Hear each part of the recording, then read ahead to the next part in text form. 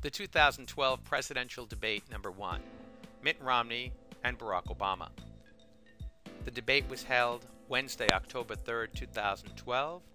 The New York Times uploaded the entire debate as a YouTube broadcast, and these images used in this analysis are taken from that broadcast. The difference between the two candidates from a nonverbal perspective were very, very clear. From the very beginning, Mitt Romney tended to use a more open style with his body language, whereas Barack Obama remained relatively closed. This was a visible difference in the view of an audience who was watching the debate at that time. From an eye contact and gesture perspective, Mitt Romney understood that at times the camera would take close-up shots, so he needed to get his hands visible if he wanted to make gestures. In addition, he made eye contact directly with the camera, which would be us looking at it from the viewer perspective at home or wherever we're watching this. Barack Obama tended to have a different perspective. Instead of making the direct eye contact that Mitt Romney was making, he actually used a more downward look of his eyes. In this downward look, sometimes away from the moderator, generally away from the camera, mostly away from Mitt Romney, tended to force his eyes away from this contact and gave the appearance of his not being so involved or committed to the event as we may have expected based on the history of his speaking. From a gesture perspective, Mitt Romney was quite open, leading to a concept of immediacy, approachability. The open palms tend to reveal the center of the body, make vocal tones even more effective, more powerful. Barack Obama tended to be more closed with his gestures, at times his hands folded together, locked in front of him, reducing the vibrancy of his vocal tones, softening the actual power in his words, and not being indicative of what we have seen in his public speeches. Different camera angles show the same thing. Mitt Romney making eye contact while he's speaking with his opponent in the debate. And this is an effective tool. You don't have to do this all the time. You can actually choose to make eye contact with the camera. Barack Obama did do that on occasion. But he chose to look directly at Barack Obama as he made his points. Plus, with his hands open, his wide gestures, those helped him be more emphatic in his delivery. Barack Obama tended to look down a lot while Mitt Romney was speaking. One might argue, well, he was taking notes. Yes, there is a tendency where people can make notes because they would like to address the points that they're hearing. So that's a fair way of saying, of course he was looking down, he had to write. But he tended to do this frequently, and it gave the impression that he was not making direct eye contact during some of the more emphatic points that Romney was making. From a gesture perspective, with Mitt Romney's open gestures, there's a tendency to look at him more approachable, or at least more willing to open himself up to rebuttal or to any type of a challenge. This gives an opportunity for a leadership perspective from the body's view. Gives him a wider view of the body, tends to occupy more space, so it gives an air of higher level of confidence when the palms become visible, the hands spread apart, and gestures appear to raise the energy of the speaker as well. In Romney's case, his energy drove the actions. He walked into this debate clearly appearing to be more energetic. It was visible not only in his face, but in the numerous gestures of his hands, whether they be both at the same time or one of them gesturing toward Barack Obama to make a point, or both of them gesturing to him. This drove the actions of his body because he started from a high level of energy. You could hear it as well in his voice. Barack Obama actually played a reverse on this.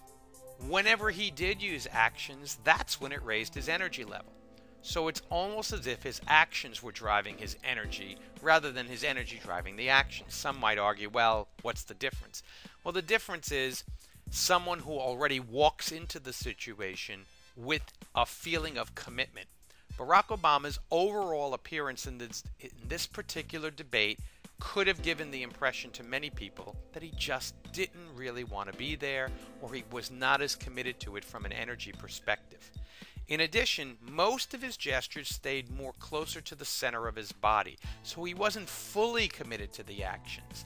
He wasn't as fully open with the moves that he normally would make in public speaking. He tended to be more reserved. At times, though, he did make eye contact with the camera, which would be looking at us.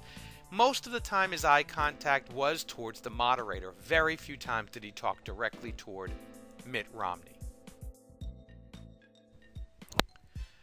Both men were relaxed in their stances. When the stance is on one foot or the other foot, the body looks more relaxed. There tends to be an ownership of space, someone who looks like they can handle the situation.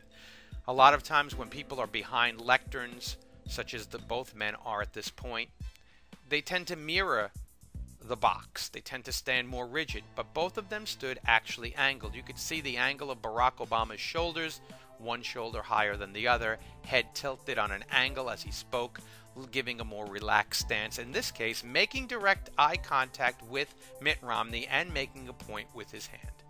Mitt Romney, in reaction, as though he's not speaking, so gestures would be inappropriate at this point, he listened quite well, still with a relaxed stance, his shoulders showing that he was not rigid in his stance, and his head tilted, almost in a mirroring effect to Barack Obama's actions. The same thing happens with their feet. You could see Obama has an angle of his right leg because the weight is shifted to his left. Mitt Romney the opposite. Even in Romney's gesture, where Barack Obama is making eye contact in this particular case before he looks away. Same thing with angles of the body. You look at Barack Obama on an angle, shoulders one shoulder lower than the other, head tilted, and Mitt Romney, almost a mirror effect, similar to the leg movement of Obama. The upper body of Romney matches that, and the upper body of Obama matching the lower body of Mitt Romney. The appearance to the audience from this angle, from this camera angle, is two people who look like they're comfortable in the setting, which is a good sign. A closer view, again, even in Barack Obama's discussions, as he uses more compressed gestures, he still shifts his weight. You could see from a rear view, his leg is completely bent, heel off the floor. This signifies someone who's completely relaxed in the body language. Therefore, it seemed really interesting that there was less energy in his character, where the body language seemed to indicate someone who was quite relaxed in the situation.